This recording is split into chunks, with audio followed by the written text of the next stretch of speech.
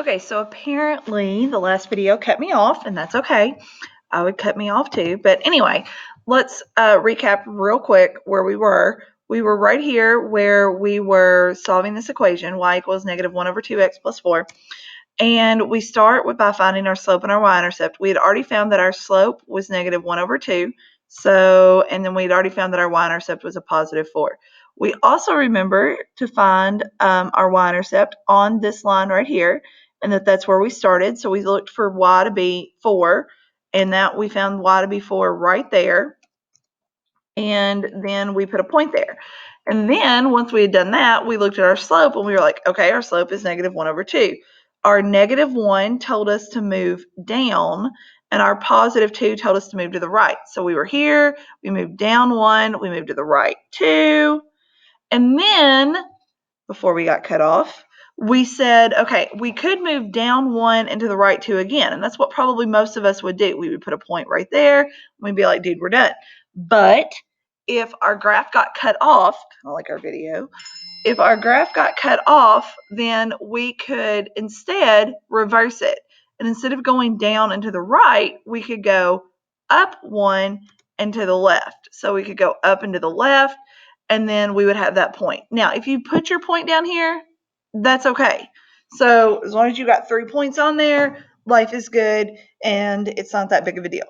So you would then draw your line through your points. Remember that the important thing on this one is this negative.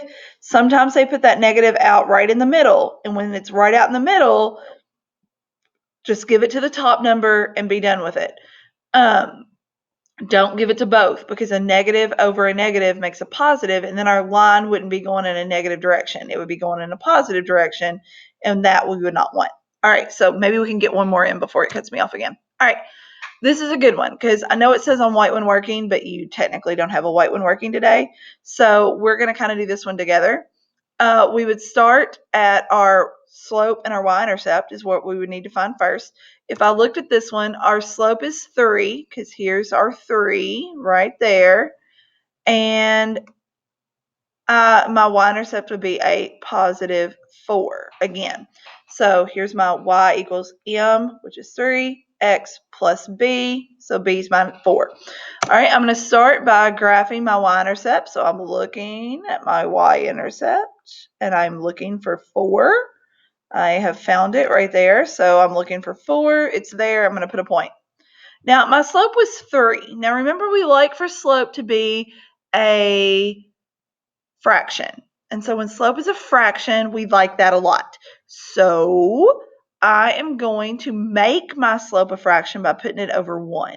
So it started out with just 3. I made it a fraction by putting 3 over 1.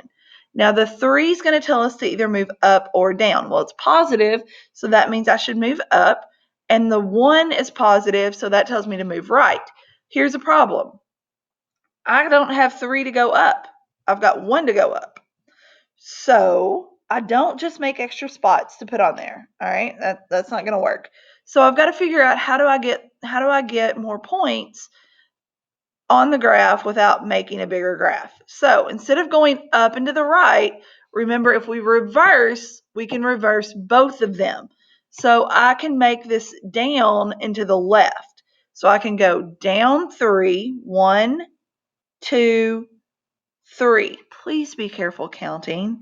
All right, because if you don't count correctly, you're going to miss it. All right, so I went down 3, and then I have to go to the left 1. So that puts me here. So that would be my new point. Don't go down to the down 3 and then to the right 1. All right, if you reverse it, reverse both of them. Now I've got room, so I can go down 3 again. 1, 2, 3. And I can go left 1 more, and there would be my new point.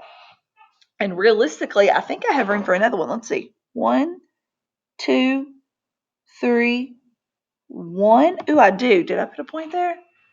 No, I didn't. But I could have if I'd wanted to. All right. And then you would just simply draw your line through those points. All right. Make sure you extend your line, make them nice and long. For some reason, the arrows didn't go on the end of both of mine, but there should be an arrow on both of the ends of your line. And then you've got your lines graphed. All right. Now, when we come back, when I'm back with you, we're going to look at how to do these where they're not solved for a while, but we don't have to worry about those today.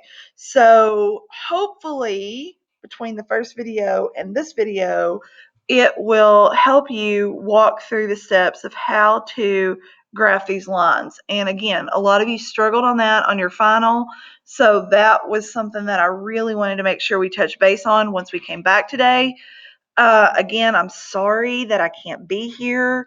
I feel really bad about it, but I really want you guys to work hard and to do a good job with this. So, again, please be on your best behavior. If you are not, you know the consequences that will take place.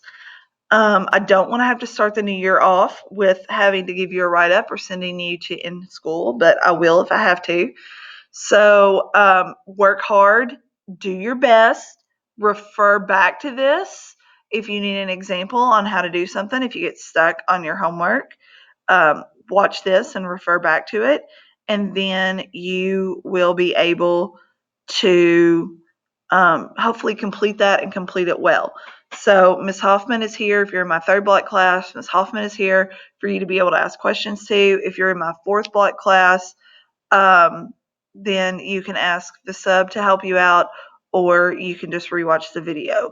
And I will be back on Tuesday. So if you have questions, you can come to ESS Tuesday morning at 7:30 in my room, and I will be able to help you.